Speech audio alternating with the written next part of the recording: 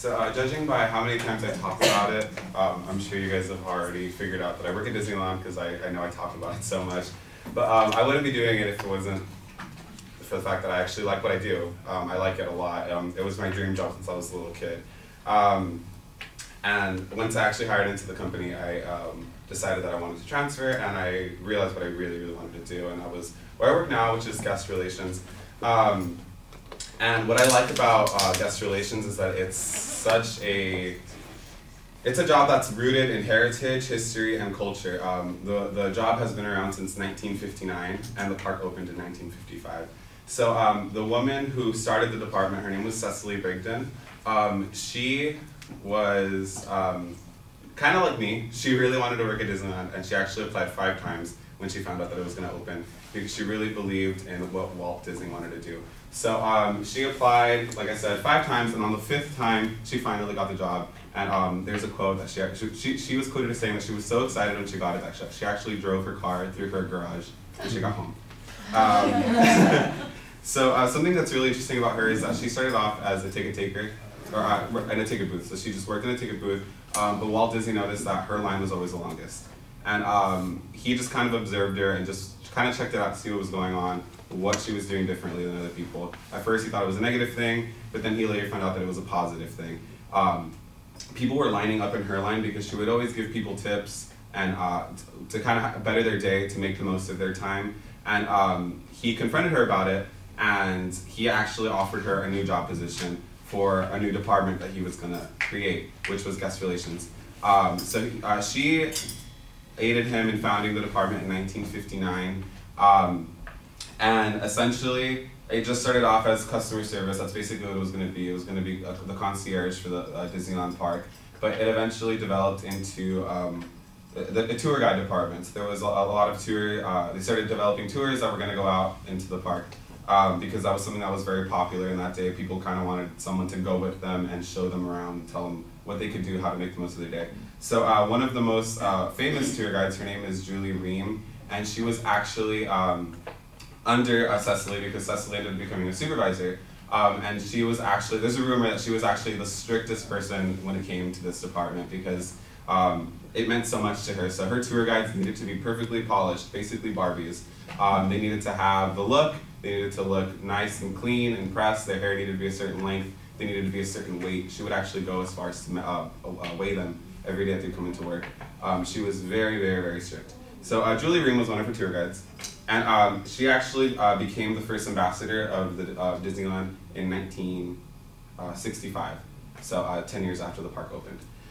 So despite all this heritage, I'm finally going to get to my main point, which is the tours, they're constantly overshadowed by everything that Disneyland has to offer. The attractions, the shows, they're always overshadowed, and it's really a shame, because these are really amazing gems that Disneyland offers. So basically, I just want to persuade you to take a guided tour next time you go to Disneyland, because I'm sure you see them often. They're the people in plaid, always, and you just see them walking around with their trail of ducks, basically, because that's what the people look like. And it's really a cool thing, because you learn so much. So to kind of give you a preview, I want to go ahead and tell you what kind of tours are offered, why they're important, and why you should be interested. So there's 7 different tours that are offered at Disneyland. It is Welcome to the Disneyland Resort, Discover the Magic, Cultivating the Magic, Walk in Walt's Disneyland Footsteps, and then 2 seasonal tours, which are Happy Haunts and then Holiday Time at Disneyland. So I'm going to highlight 3 of them and just kind of tell you a little bit about them. So the first one is Discover the Magic, and this tour is kind of for fun. It's more for big groups, and essentially what you do, it's just a giant treasure hunt, basically. And it's really, really cool, because you go around the resort looking for treasure chests, and in the treasure chests there's clues to find other things, and you also get to ride a lot of attractions. And then it ends with a meet and greet with Mickey Mouse, which is really cool. A lot of people don't know about that, so I kind of ruined it for you. Spoiler. And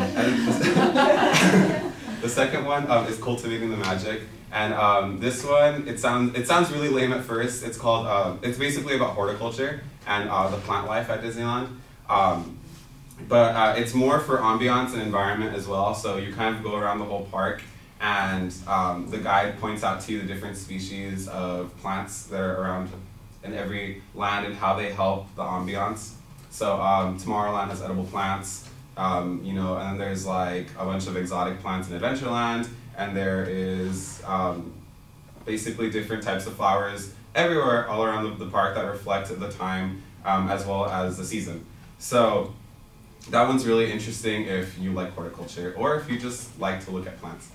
So the third one is Walk in Walt's Disneyland Footsteps. This is by far the most popular tour that we offer at Disneyland. It is about 3 hours long, and it's a really in-depth history about the park. You learn a lot about Walt, and you learn a lot about his vision and how it helped get Disneyland to where it is now. That one's really neat because you get to ride some attractions, and you also get a meal with that one, as well as a commemorative button.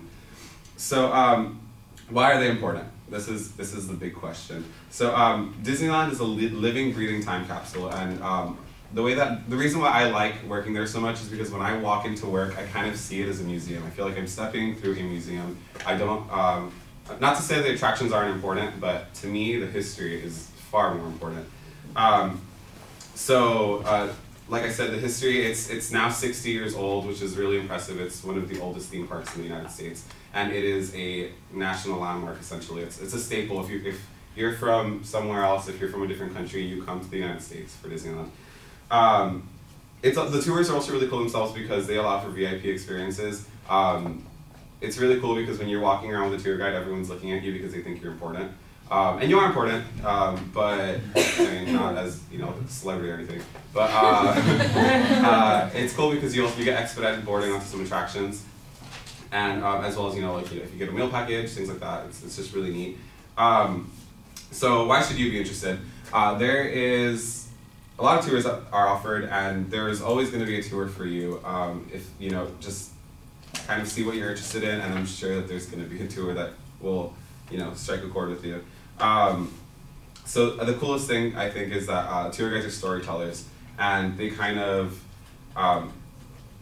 plant ideas in your head, and they kind of like help you visualize the park in a different way.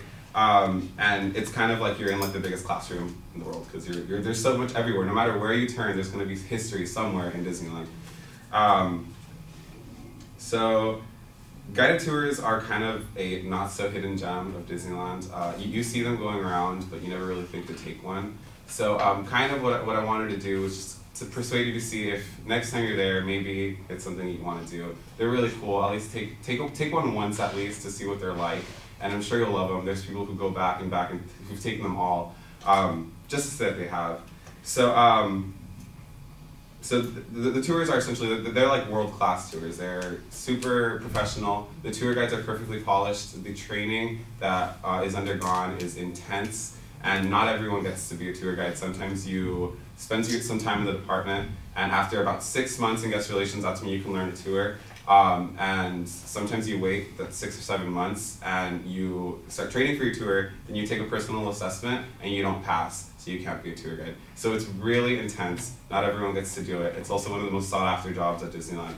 So if you're taking a tour, just expect quality and know that you're going to walk out of there learning something. So hopefully on your next visit, you will find yourself taking a tour.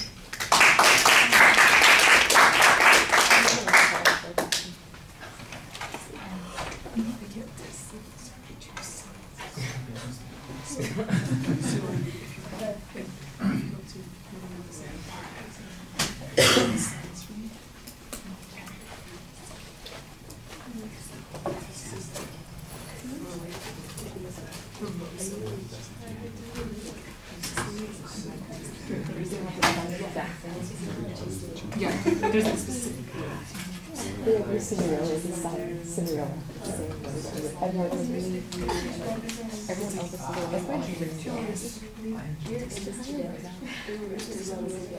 No, actually, Cinderella. I think more. Yeah, that's true. I think 5 5 8.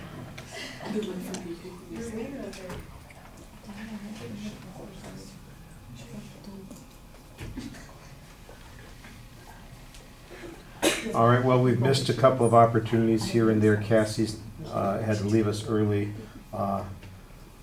Kim, you didn't get to do an evaluation because Melissa didn't speak.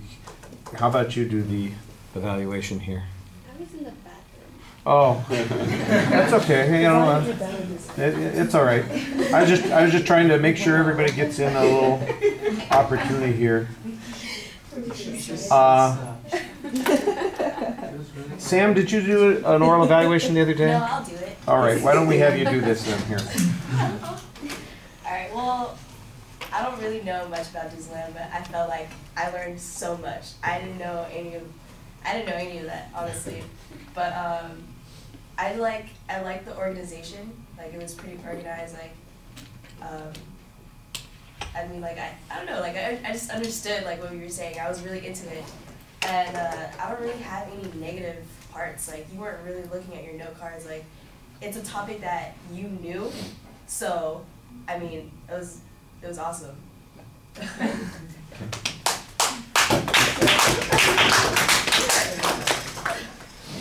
You know, the delivery things I think are pretty solid. It would be surprising if you know, they weren't solid given the job that you have. I think that makes a lot of sense. So you've done a good job on that. I don't have a problem with that. I think you recognized it yourself.